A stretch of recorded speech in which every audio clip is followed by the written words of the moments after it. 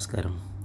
ബ്രിട്ടീഷുകാർ ഹിന്ദുമതം തകർക്കണമെന്ന ഗൂഢലക്ഷ്യത്തോടെ ഉണ്ടാക്കിയൊരു നിയമമാണ് ദേവസ്വം ബോർഡ്. എന്നുവെച്ചാൽ ഗവൺമെൻറ് കൺട്രോൾ ഹിന്ദുമതത്തിന് മാത്രം. അതിപ്പോഴും മാറ്റാൻ സാധിച്ചിട്ടില്ല നമുക്ക്. അതിനെപ്പറ്റി ഹിന്ദുക്കൾ ഇപ്പോഴും അവെയറുമല്ല. മറ്റു മതസ്ഥർ, അതായത് സിഖ്, പാഴ്സി, ജൈന്, ക്രിസ്ത്യൻ, മുസ്ലിം, ഇവർക്കൊക്കെ ഇന്ത്യയിൽ അവരുടെ മതം വളർത്താം, അവരുടെ മതസ്ഥാപനം നടത്താം, അതിൽ നിന്ന് ക്യാഷ് ഉണ്ടാക്കി അവരുടെ മതത്തിലുള്ളവർക്ക് സംരക്ഷിക്കാം. ഹിന്ദുവിന് മാത്രം പൈസ, അത് ഹിന്ദുവിൻ്റെ അമ്പലങ്ങൾ ഭരിക്കുന്ന ഗവൺമെൻറ്, അത് ഭരിക്കുന്ന പാർട്ടിയിൽപ്പെട്ട പാർട്ടി പ്രവർത്തകരെ അതിൻ്റെ മേളിൽ കൊണ്ടിരുത്തും.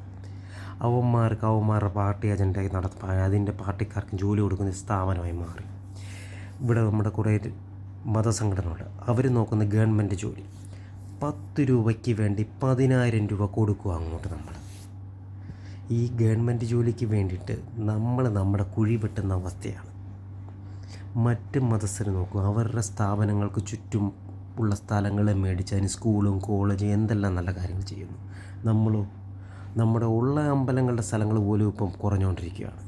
അതുപോലും ഉമ്മാർ സംരക്ഷിക്കാൻ വേണ്ടി. പിന്നെ എന്തിനാണ് ഇങ്ങനൊരു സ്ഥാപനം?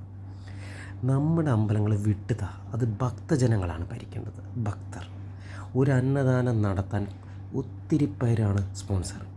അതുപോലെ ഒരു വഴിപാടെന്ന പോണം വേണേ കഴിക്കുന്നുള്ള രീതിയിലാണ് ദേവസ്വം ബോർഡ് അമ്പലങ്ങൾ കാണിക്കുന്നത്. ആൾക്കാരെ ക്യൂവിൽ നിർത്തി മാക്സിമം നരകിച്ച് വീർപ്പിച്ചിട്ടാണ് ഭക്ഷണം കൊടുക്കുന്നത്. ഇതൊക്കെയാണോ വേണ്ടത്? ഇനിയും ചിന്തിക്കുക.